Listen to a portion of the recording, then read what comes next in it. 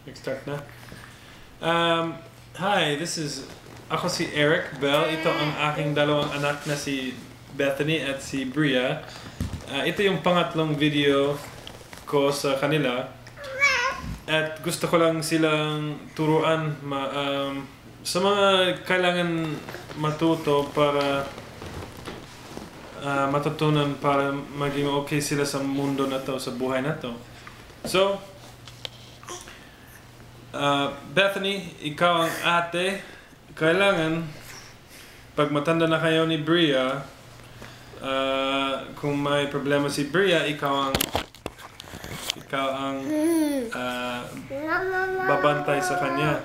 Kung may nambubugbog o gustong mambugbog sa kapatid mo, sa bunso mo, unahin mo siya at bugbugin mo siya.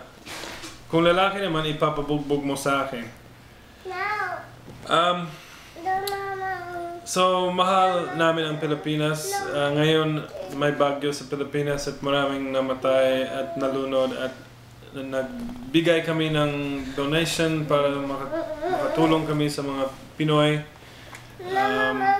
At nagdadasal kami para sa kanila. Si Bria,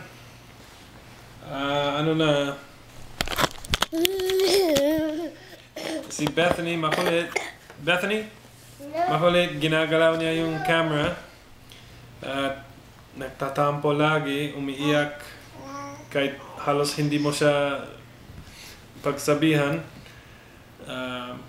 Anyway, ang balak namin is ang mga anak namin turuan namin silang mag-Tagalog at mag-English para makausap nila yung mga magulang, yung pamilya nila sa Amerika at yung pamilya sa Pilipinas. Siguro yun lang sa ngayon at kita tayo ulit sa susunod.